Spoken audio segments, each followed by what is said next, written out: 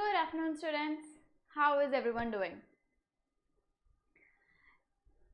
So today we are going to do two important topics, very important, but again we are going to understand how we actually calculate. We're not going to memorize any formulas. But this is one thing you have to remember: do not try to memorize formulas when it comes to combinatorics, because there are always exceptions. So always understand where these formulas are coming from.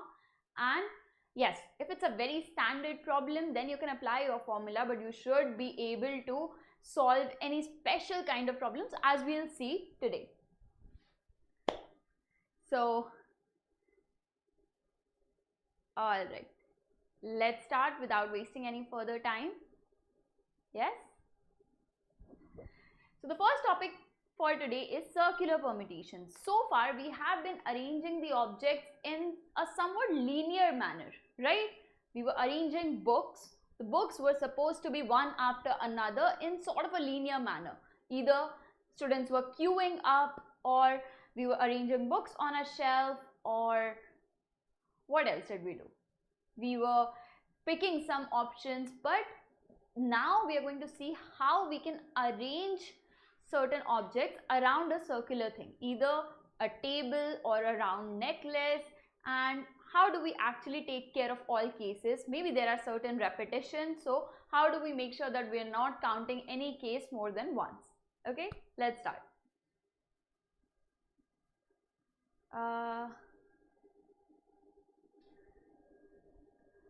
Okay.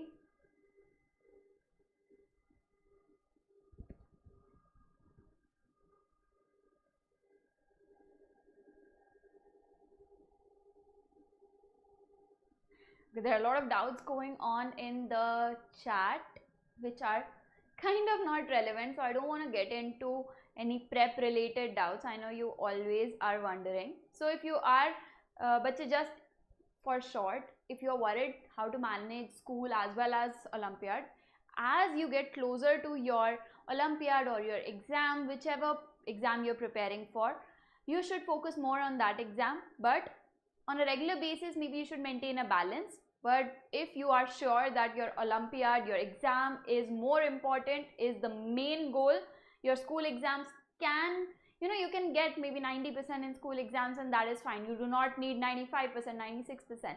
Then you can ignore your school classes somewhat if you have to focus more on your, let's say, Olympiad. But at the same time, make sure you're not compromising your entire school education, because it is not just about maths. Even though yes, I love maths, I know you all are enjoying maths as well, but it is not the only thing you need to learn in life. So there should be a balance, but maybe let's say 60-40. Okay, I will get more into how to actually manage in big detail, how to manage Olympiad versus school, how to manage boards versus JEE, all of those things. I have been getting into it in different videos, but if you want, I can make a special video for that. But for now, let's start. Okay,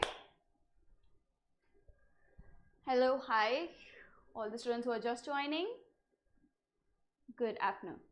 So circular permutations. Circular permutations, the first problem is when anti-clockwise and clockwise are different things. You can ignore this for now. We will see when are they the same thing. Clockwise and anti-clockwise, they're always different, right?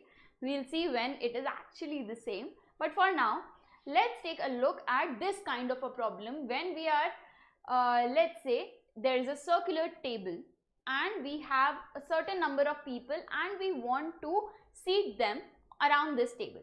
Now, why is it different? If let's say we number our seats, just like in this figure, in this diagram, we have 5 people that need to sit around the table, and there are 5 seats. Okay, so if we number these seats, that this is seat 1, this is always seat 1, this is seat 2, this is seat 3, seat 4 and seat 5. Okay, we have numbered these. Now they are fixed seats. So if A sits here, B sits here, C, D and E. These 5 people are sitting around the table in this order, versus if let's say we make them shift by 1 seat. Everyone shifts by 1 seat. So now A is sitting here, B is sitting here, C, D and E. Like this, everyone shifted by 1 seat. Now this is different. This is not the same as before because we numbered the seats, right? Earlier A was sitting on the first seat. Now E is sitting on the first seat. Clearly they are different. But in most cases, when there is a round table, we don't number the seats, right? It can be in any order, we don't number. So when the seats are not numbered,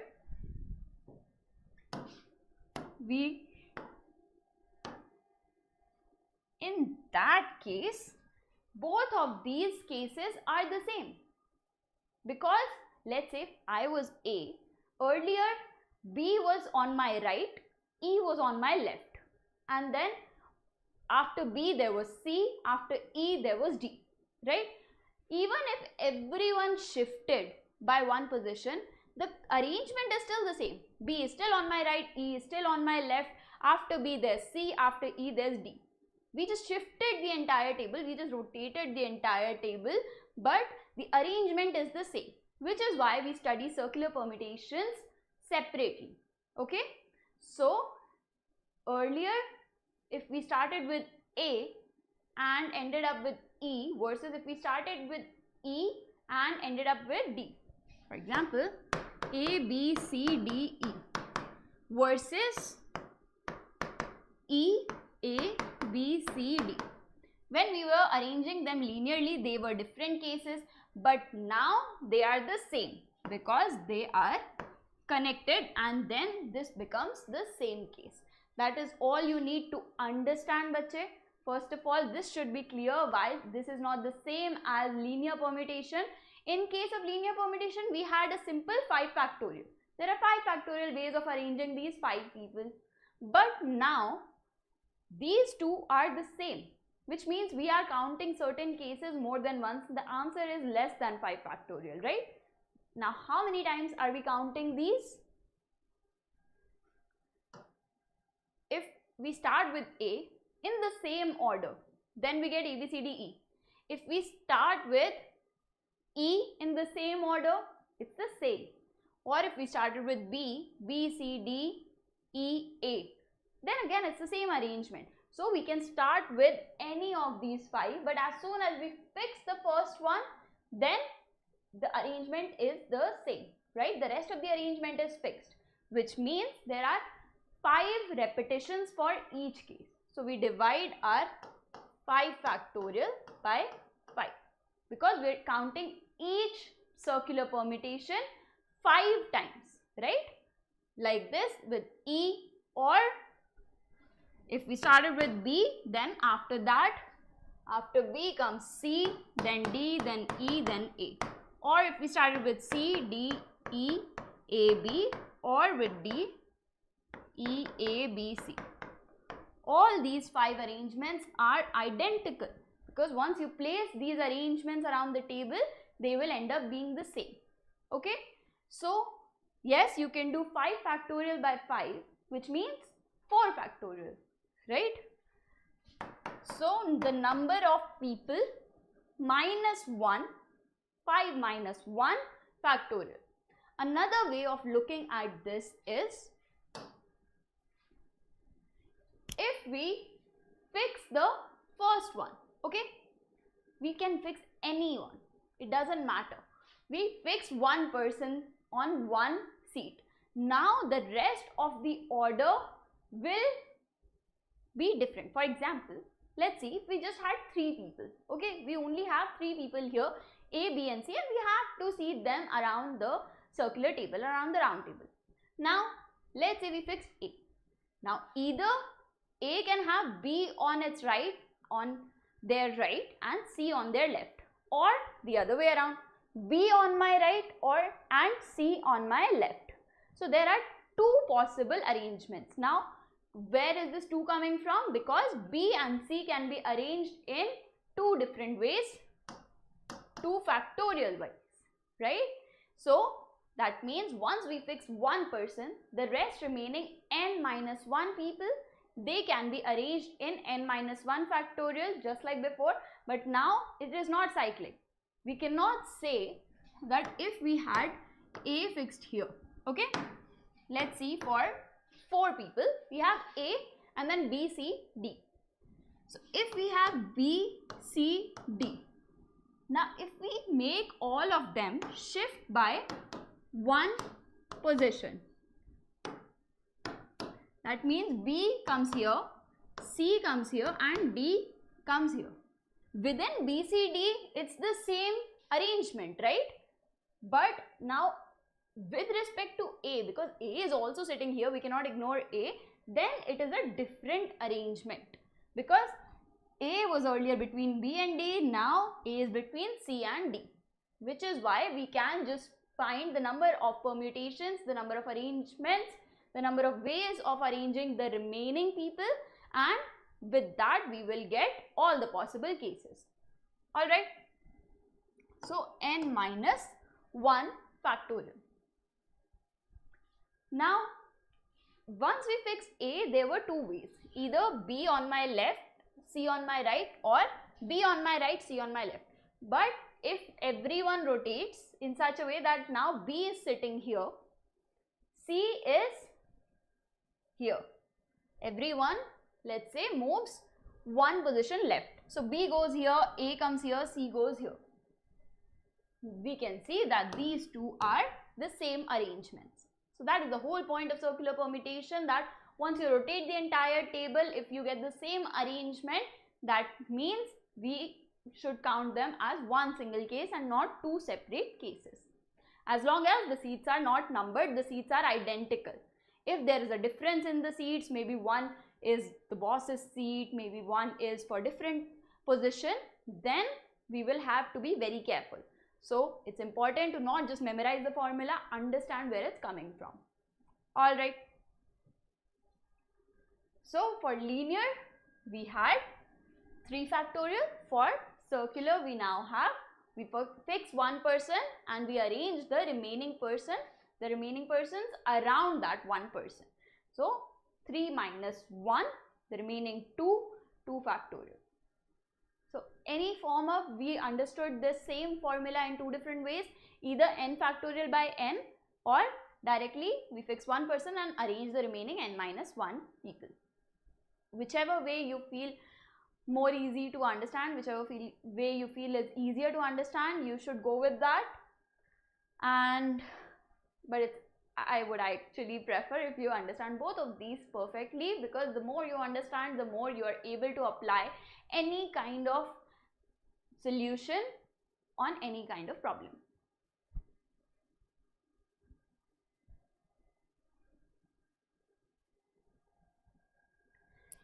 Now, the other case that we were talking about, the clockwise and anti-clockwise usually are different, right?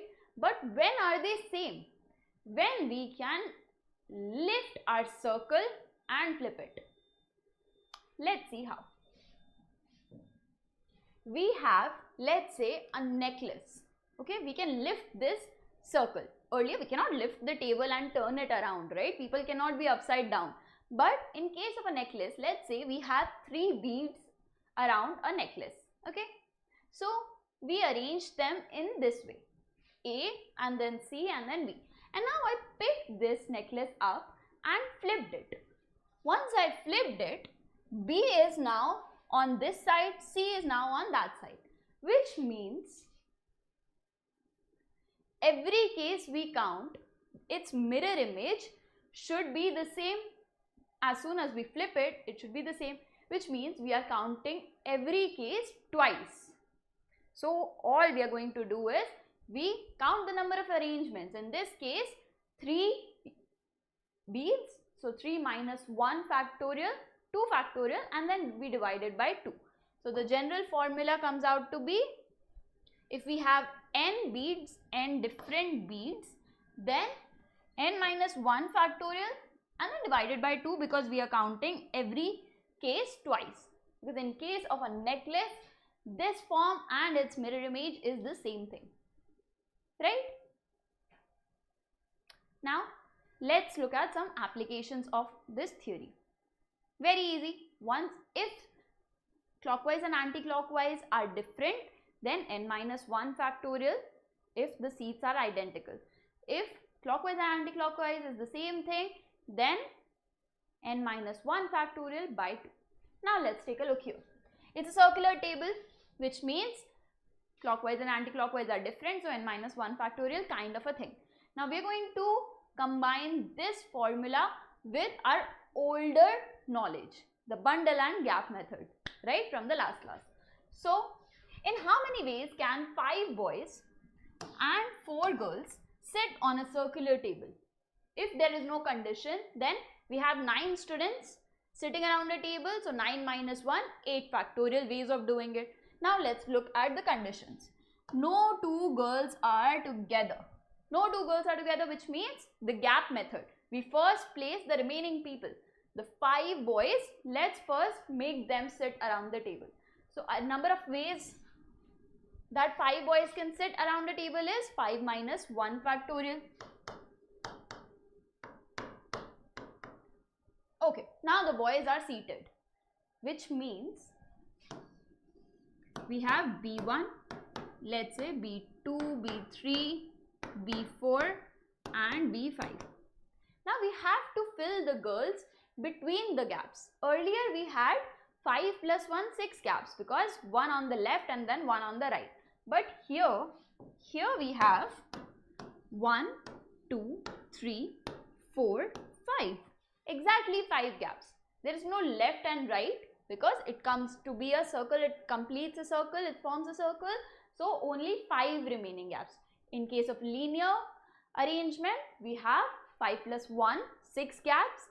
But in this case, we have only 5 gaps. Alright, so out of these 5 gaps, we have to select 4 gaps for these 4 girls, right? So 5C, 4. Okay, let's say we picked these 4. Now we have to also arrange the 4 girls here. Now it is not a circular arrangement, it is like linear arrangement. Why? Because the order matters. It is not the same if G1, G2, G3 and G4 are sitting like this versus if we make them shift by 1. G1, G2, G3, G4. Now these are different arrangements, even though within the girls it's the same arrangement, but earlier G1 was between B1 and B5. Now G1 is between B1 and B2. They are totally different arrangements. So now we are just going to arrange these 4 girls in 4 different places. So 4 factorial. And this is your final answer. So this is how you combine your gap method with the circular permutation. Okay. So we get 4 factorial multiplied by 5 into 4 factorial. So 4 factorial into 5 factorial. I combine these two to form 4 factorial into 5 factorial. Of course, you can calculate 24 into 120, but I'm going to stop here. Okay, what is 144? I don't think 4 factorial into 5 factorial is 144. Anyway, but if you're getting another answer, if you are confused, maybe you forgot to count something, maybe you forgot or you added something extra, maybe you counted some case more than once, make sure you check your solution what was wrong. That is the best way of learning combinatorics. Try your method, and if your answer is incorrect, make sure you check what went wrong there. That is very crucial. Alright, now let's take a look at second condition.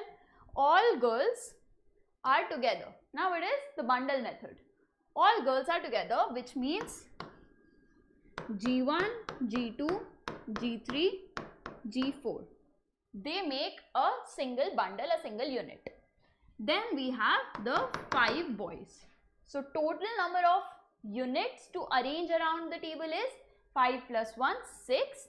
So 6 minus 1 factorial. Right? Now that is not enough. Within this unit, there are multiple ways of arranging the girls, so then it becomes 4 factorial. We have to multiply all these arrangements by 4 factorial, right? Because within this unit we had this circle. Let's say we get this arrangement B1, B2, B3, B4, B5, and our 4 girls were seated here between B3 and B5. Now all the 4 factorial arrangements will be unique, right? Even if we make them like this, G2, G3, G4, G1, we make all of them shift by 1. Even in that case, these are different arrangements, because earlier G1 was adjacent to B5, now G2 is adjacent to B5. So all 4 factorials will be treated as linear arrangements. So this will be your final answer. We first arrange all the possible units, 1 unit for all the 4 girls and 5 separate units for all the 5 boys, because there is no condition on the boys.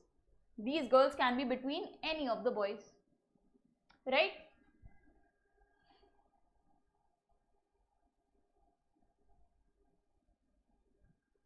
Now, the last case, girls G1 and G2. There are, if we numbered all the girls, then G1 and G2, they sit together but not adjacent to G3. Okay, I'm going to take it on the next slide.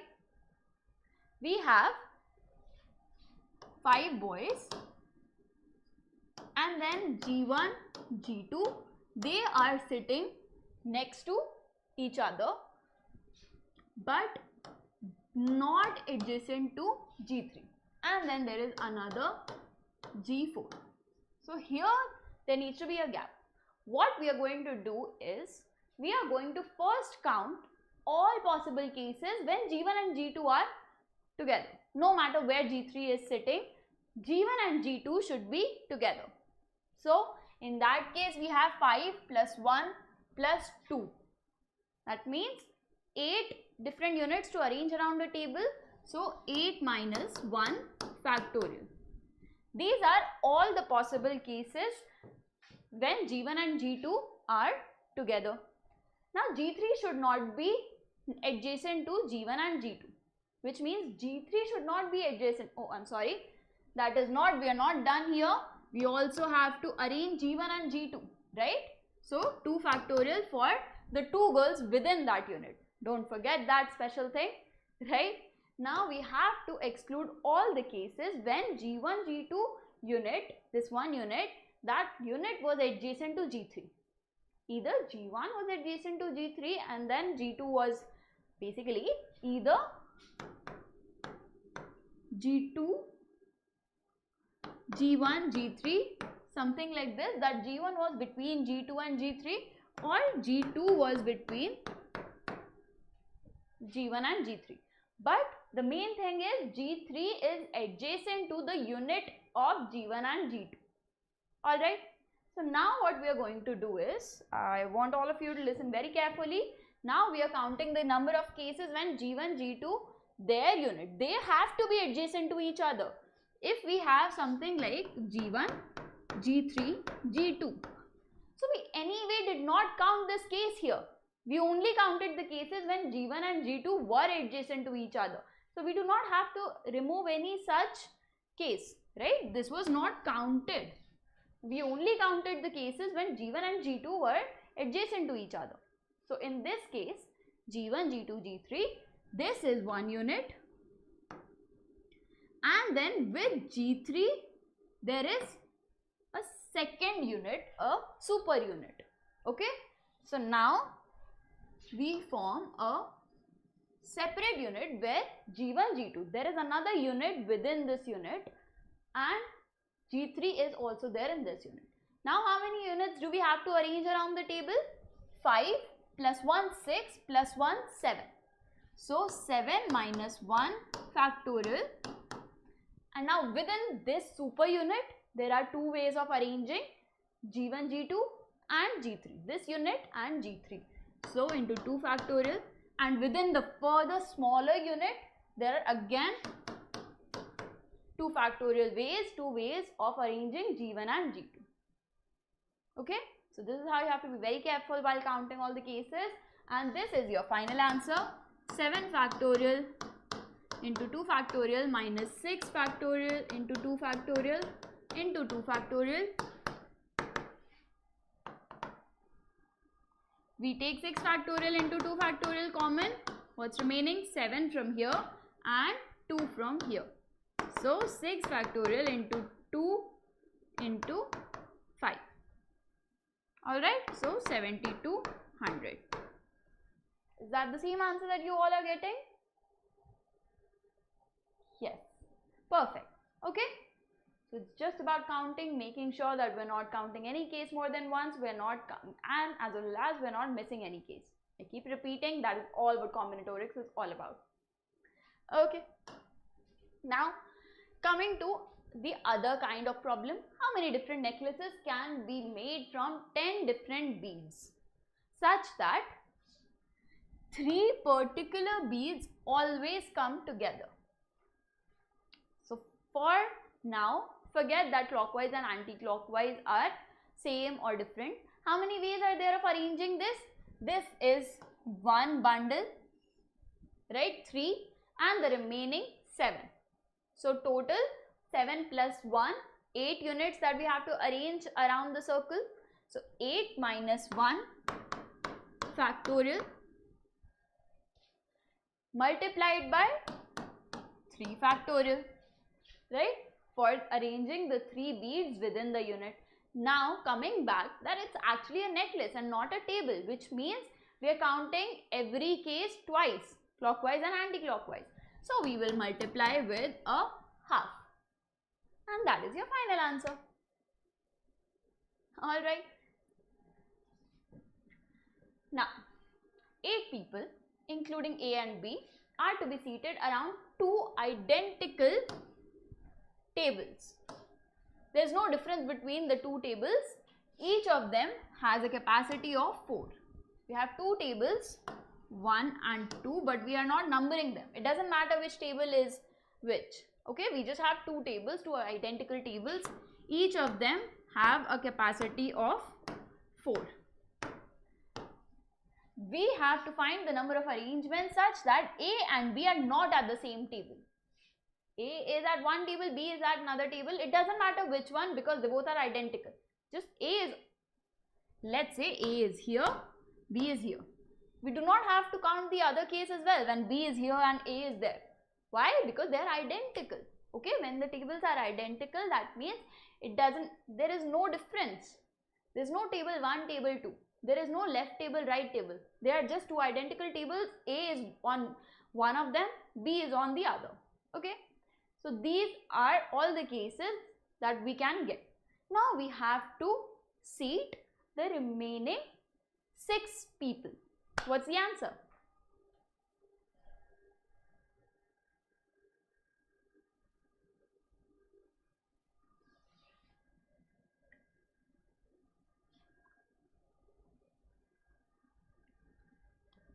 Three 360, 1440, 720, 2880. I'll give you a little time.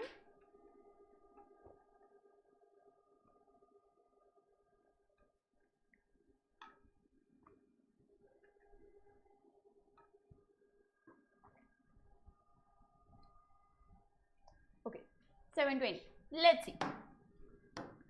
Now, out of the remaining 6, we have to pick 3 for the table for A, right? So, we pick 3 people for this table. Which table? There is no left table or right table, but now there is a difference between the tables. One table has A and one table has B. So now there is a difference in the tables. So we select 6. Out of 6, we select 3, and the remaining 3 will go there. If you want, you can check 3C3, which is nothing but 1. So we do not really have to count this. So we just select 3 and the remaining 3 will go there. Alright, now we have the people for each table. Now we have to find the arrangements for each table. So 4 here, which means 4 minus 1, 3 factorial here, and 4 minus 1, 3 factorial here. So what is the final answer? This is how we will calculate, and the final answer is 6 factorial, which is 720. So yes, bachcho, your answer was perfect. Some of them were saying 360.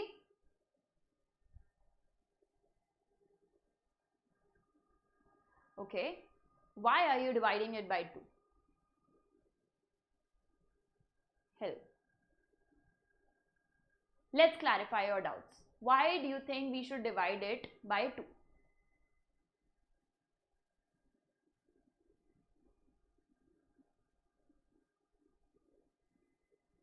All the students who were saying 360?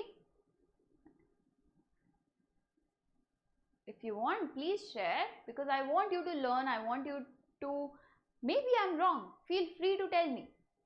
Combinatorics is such a topic, there are so many ways of looking at it that I might miss something, you might miss something. We need to help each other out for sure. Identical tables. Yes, they were identical, but we made them separate. We did not, if we were counting them separately, that B is here and A is here, this as a separate case, then we would have to divide by 2, but we did not do that. And once we placed A on one and B on the other, now the tables are no more identical. One is the table with A and one is table with B.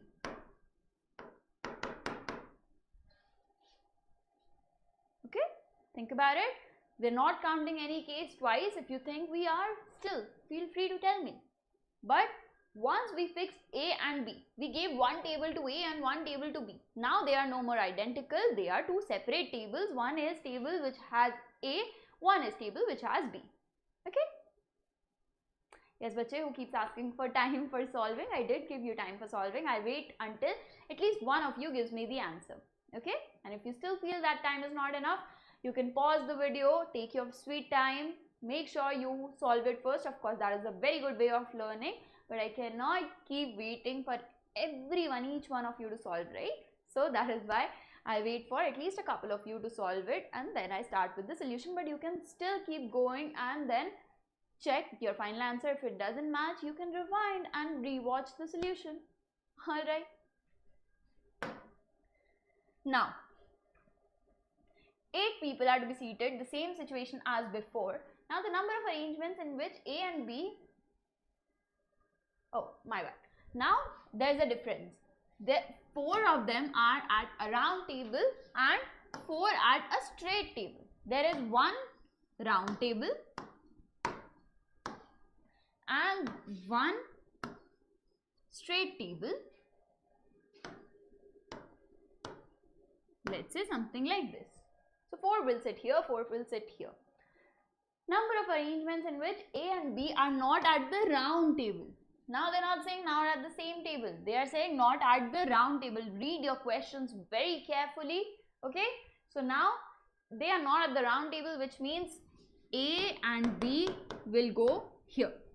Where we don't know, we will have to find. But A and B are not here for sure. So what do we have to do? Again, like before, we have 6 people remaining. This is very easy, which is why I'm not even giving you enough time to solve. I'm sure you got it. Okay, you want some time? Sure, go ahead.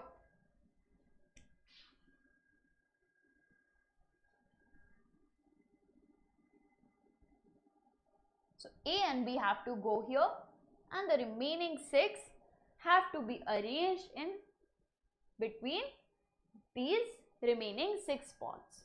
2 here and 4 here. Make sure you count all the cases and tell me what is the correct option. If you don't think any 3 of them is correct, then mention option D. 2160, yes, that is correct, bache. Very good. Option B is correct. Very easy, right? So, out of the remaining 6 people, we will select 2 to sit here. And the remaining 4 will sit here. And bacha, I hope you have observed by now that 6C2 is equal to 6C4, right? Both of them will be 6 factorial divided by 2 factorial, 4 factorial. Both of them are the same.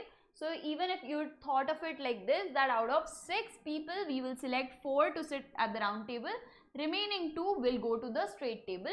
Even that would be the same thing. We are basically just choosing 4 and the remaining 2 will go there, or 2 and the remaining 4 will go there. So it has to be the same number of options, right?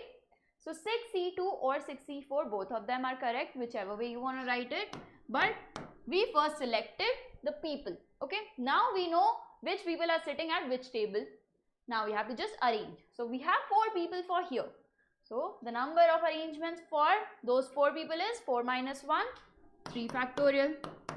And for here, we have 4 people including A and B, 2 out of the 6 and A and B. There is no other condition, so 4 factorial for these 4 people. So our final answer will be 6 into 5 into 4 factorial divided by 2 factorial 4 factorial into 3 into 2 factorial into 4 factorial. So 2 factorial 4 factorial gets cancelled, and we have 6 into 5 into 4 factorial, basically 6 factorial, that is 720 into 3. So 2160, option B is correct. Okay. So just take it step by step, make sure you are counting all the arrangements and you will reach the right answer. Now, the second topic for today's class, which we just did actually, division into groups. What did we just do? We divided the remaining 6 people into groups of 3 and 3 or groups of 4 and 2, right? We were dividing them. So how many ways of doing this? We already are solving it, but let's take a look at how different cases will be different, how we can do it in a simpler way. Okay, so there is a formula, but I'm not saying that you have to rely on the formula. If it's a standard case, go with the formula. Otherwise, you should know how to do it step by step. Let's see. So, a simple case, we have 10 people and we have to form groups of 6 and 4. We are dividing these 10 people into 2 separate groups. One has 6 members, the other one has 4 members. So if we just select 6 people out of these 10, the remaining 4 will go here and we're done. As soon as we select 6, we find the number of ways of selecting 6 people out of these 10, we will get our answer. Which reminds me of a problem from our earlier classes. I asked you to think about why it was 7C2 when we were arranging 2 P's and 5 C's. Does anyone remember? Before we start with this, I want to just discuss that. We had 2 physics books and 5 chemistry books, right? So all possible ways of arranging these was 7 factorial divided by, these are repeated and these are repeated 5 times. So this is nothing but 7C2. Why is it so? Why was this equal to 7C2? How can we come to this 7C2 directly? Did anyone think about it?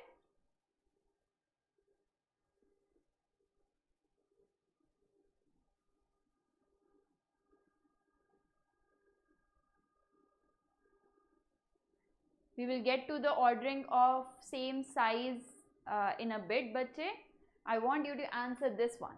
Did you think about this in the last class?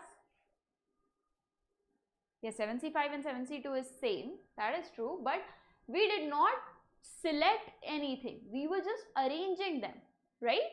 We were just forming the permutations. We saw that there are 7 books, so 7 factorial ways of arranging these, and these 2 are identical, so 2 factorial, we divided by 2 factorial. These 5 are identical, so we divided by 5 factorial. So where is selection coming from? We are just arranging, we are just permuting, we are just finding the number of permutations. Why this C? Where is this selection coming from? Did anyone think about this?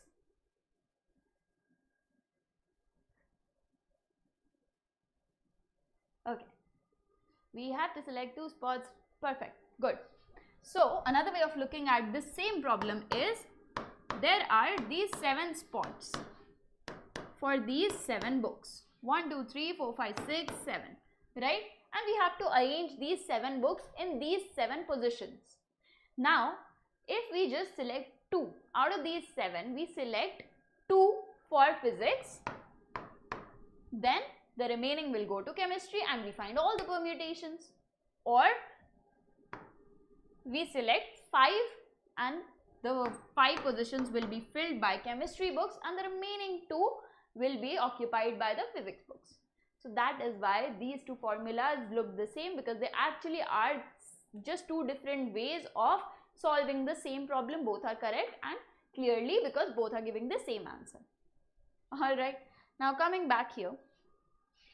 So as soon as we select, it doesn't matter, there is no naming the team, that this is team A, this is team B. No, we just have 2 different groups. We are dividing them into 2 groups, 6 and 4, that is the size of the groups. So as soon as we select 6 or 4, 10C6 or 10C4, same thing, right?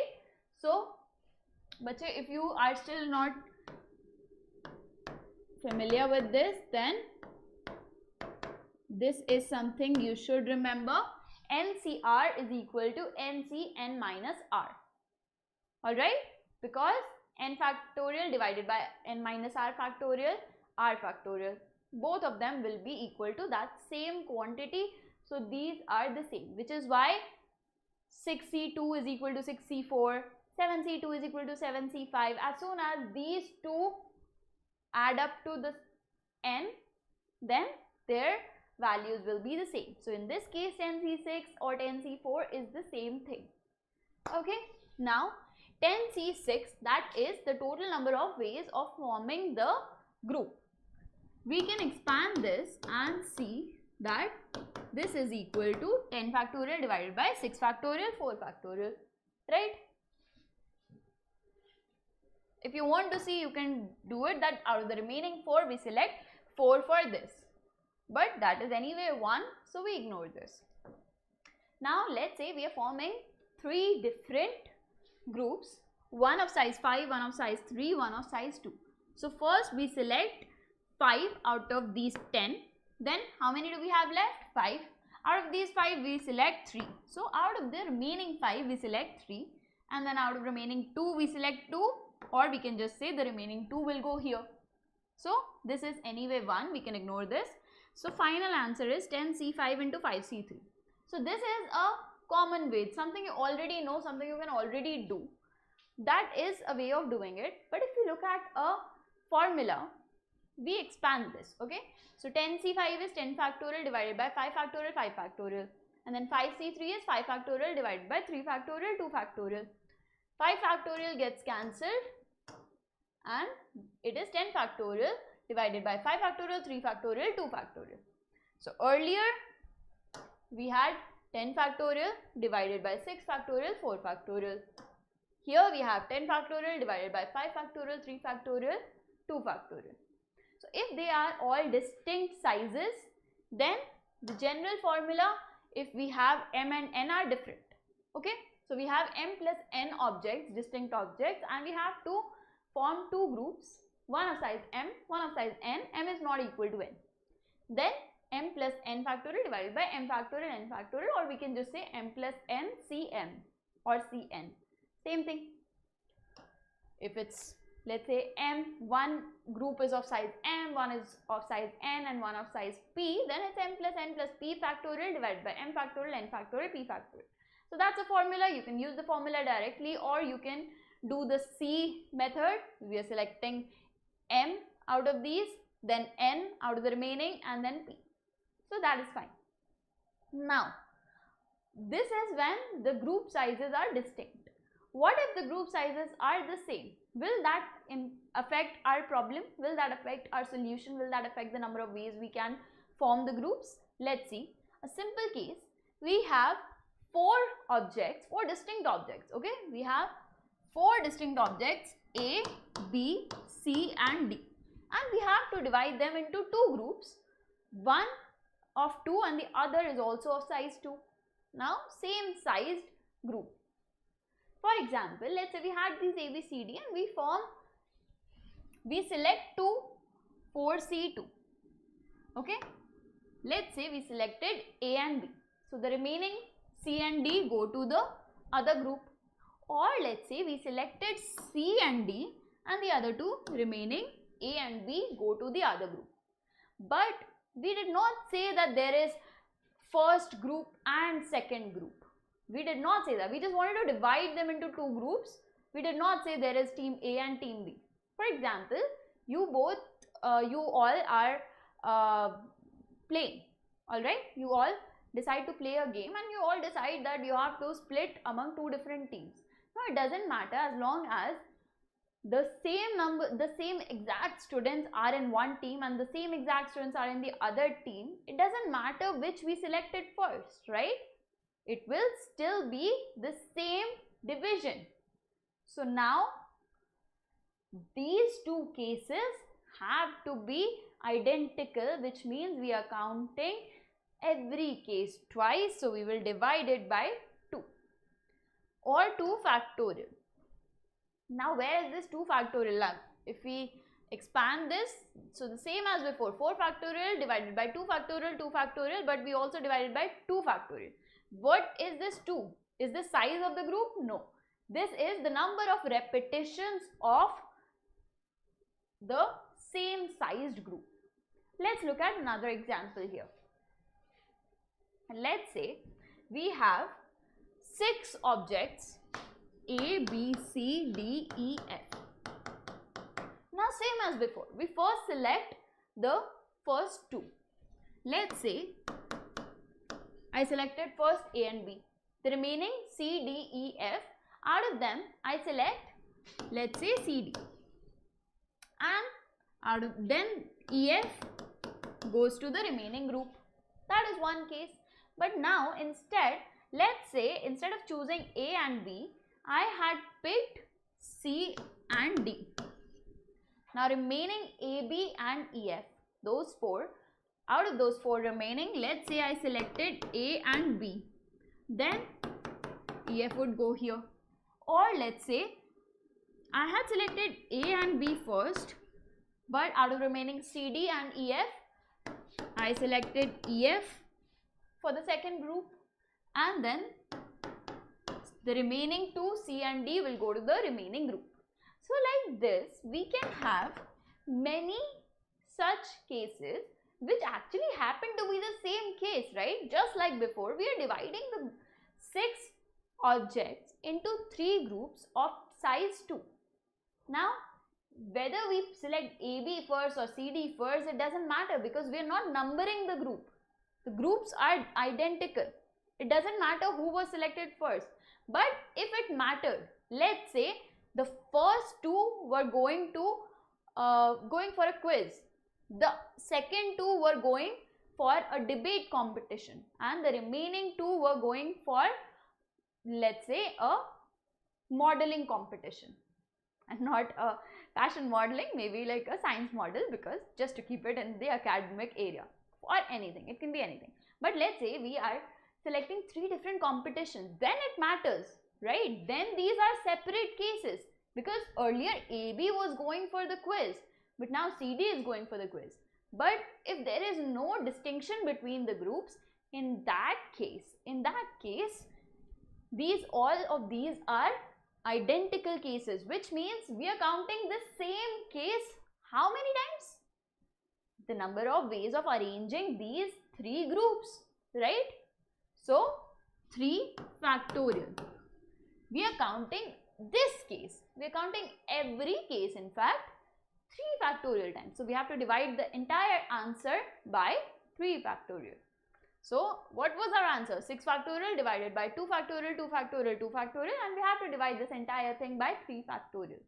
So even in the previous case, 4 factorial by 2 factorial, 2 factorial, and we have to divide this entire thing by number of ways of arranging these two identical size groups. So by 2 factorial. Now let's see if we have something like this. We have 12 objects. We have to divide them like this. 2 groups of size 3, 3 groups of size 2. So basic 12 factorial by 3 factorial, 3 factorial, 2 factorial, 2 factorial, 2 factorial. Now how many repetitions are there? We will look at it one by one. 3 is appearing twice. So we will divide it by 2 factorial for this. 2 is appearing thrice. So we will divide it by 3 factorial. Just like this, then just like before, you remember when we were checking the number of permutations, this is exactly that. So the number of times an identical size is appearing, we will divide the entire thing by the number of arrangements possible for that, basically 2 factorial. Okay. Now it should be clear where we are coming from. The formula should be very clear, but also the derivation where this formula is coming from, that should be even clearer, okay? Because there might be certain problems when we cannot apply the formula directly, but we can apply a modification of the formula, a modification of the derivation to the problem. We'll see. So number of ways of dividing 2n distinct objects into groups of size n each. One group of n, the other of n. So 2n factorial by n factorial, and we will divide the entire thing by 2 factorial. If let's say 3n objects each of size n, then 3n factorial by n factorial, n factorial, n factorial, and number of arrangements for these 3 factorial. So we will divide the entire thing by 3 factorial. Like this, I know you can do any kind of repetitions in the sizes, any form of distinct sizes and repeated sizes, you can take care of that. Now let's take a look at a problem. In how many ways can 8 distinct books be distributed among 2 students in the ratio 1:3? We have student A and student B. Now the order matters. The group are not identical. One group is going to A, the other group is going to B, right? So in the ratio 1:3, that means A gets x books, B gets 3x books, total 4x, which is equal to 8, which means x is 2. So that means A is getting 2 books, B is getting 6 books. So we have to divide 8 books into these 2 groups, one of size 2, one of size 6. You do not have to use the formula. You can directly just think, out of these 8 books, I have to select 2 books for A and the remaining 6 will go to B. So 8C2. Same answer, same thing. You can do it with any solution. Both are correct. You should just know all of them, and you should not, again, you should not repeat any case. You should not miss any case. If you're making sure of that, then you will get the right answer no matter which method you choose. Okay? Now, in how many ways can 8 distinct books be distributed among 3 students such that each student gets at least 2 books?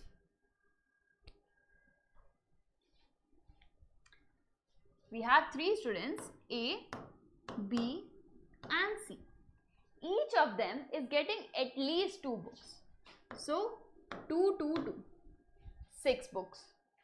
Now we have 2 still left. How many ways we can distribute these 2 books? Either all the 2 remaining books will go to one of these students, right? So it will be either 2, 2, 4, or 4 can be here or 4 can be here, right? And the remaining 2 will be 2, right? The remaining 2 books will go to one single student. So, or 4, 2, 2 or 2, 4, 2. So, total 3, C1. We are just picking one student who gets 4 and that the remaining will get 2, so we do not have to do anything. So 3C1 is equal to 3 cases. I'm writing this even though we had counted all the 3 cases, but I'm just counting in case the number was greater than 3 or something like that, then you should know how to directly count the number of cases under this possibility 1. Option 2 is, we have 2 books. Now each of them is getting at least 2. We have 2 extra books now, and we have to distribute those. We cannot just keep it ourselves. We have to distribute the 2 extra books. Either we gave the 2 books to one student, or what we are going to do is we are going to split those 2 books and give 1 to one and the remaining 1 to someone else, which means it will be something like 2, 3, 3.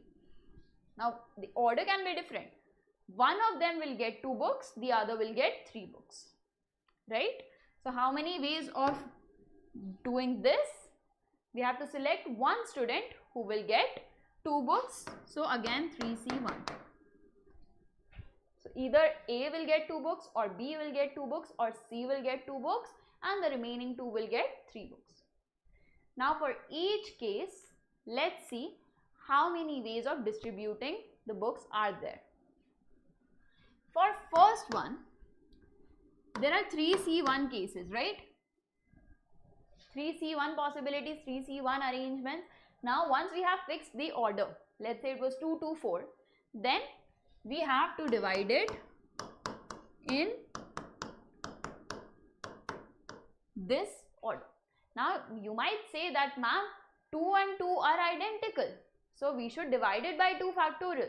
But no, not in this case, because in this case AB is going to, let's say, book A and book B is going to student A, and book C and book D is going to student B, or the other way around. Book C and book D are going to student A, and book A and book B are going to student B. These two are separate cases. Earlier we were counting these as the same cases, but not anymore, because this left one is going to student A and this right one is going to student B, right? So now these are separate cases. Either student B gets CD or AB. So we are not counting any repeated cases, which means we do not have to divide this by 2 factorial.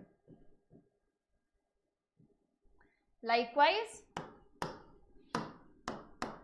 for second case, we get 3C1 and then 8 factorial divided by 2 factorial, 3 factorial, 3 factorial. Again, if these two groups were identical, it did not matter first group or in second group, they don't matter, then in that case we would divide it by 2 factorial. But because it matters here, the first group will go to B and the second group will go to C, then we will not divide it by anything, and this is our final answer for second. We will just add these two and we will get our final number of ways possible. So from here we get 3. Let's just add it first.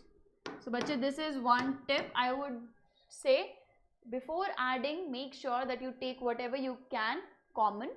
So whenever we add, we can take 3 common from 3C1 and 8 factorial divided by 2 factorial, and then common LCM 3 factorial, 3 factorial, 2 factorial, 4 factorial, and what do we have? Here we have 3 factorial, 3 factorial, that is 6 into 6, 36, plus here we have 2 factorial, 4 factorial, 2 into 24, 48, and then you can solve it, right? What's the answer? What are you getting?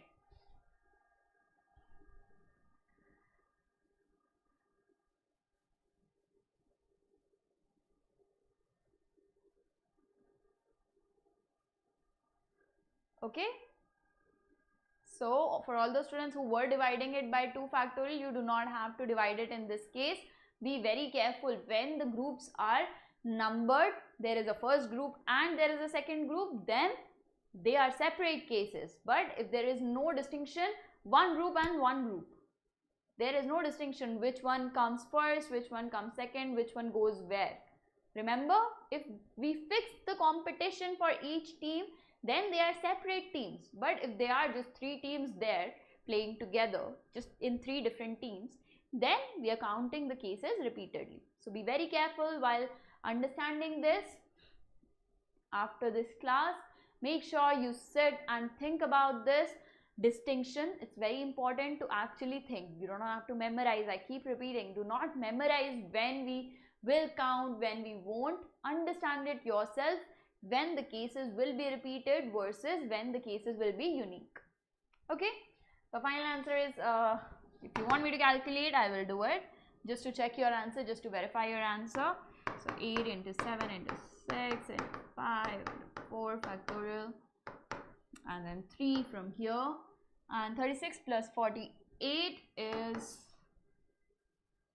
84, divided by 2 into 6 into 6 into 2 into 4 factorial. 4 factorial gets cancelled. 2 and 6 is 12, which is 12 into 7 is 84. What else is there? 6 gets cancelled. 2 is this. So we finally have 4 into 7 into 5 into 3, which is 21 into 20. So I think it's 420. Right? I'm not missing anything. 21 into 20. Yeah, is this what everyone is getting? Oh, into 7. My bad. Into 7. So 420 into 7 is 2940.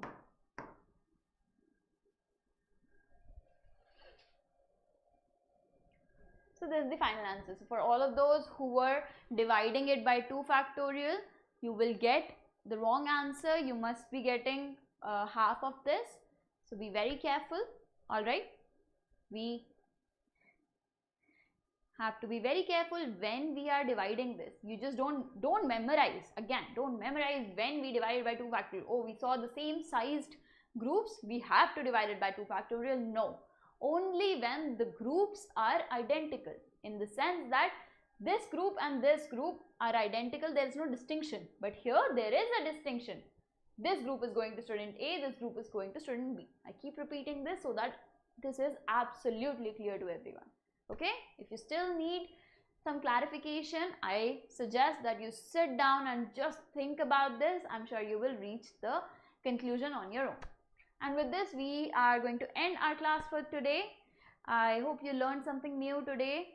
You will be able to solve a lot more problems now when it comes to permutations. Now you can see how we can actually arrange not just in a linear manner but also around a circle, and how we can divide a group of objects into smaller groups, and when we have to divide it by a certain factor so that there are no repeated cases, and when they actually happen to be unique cases.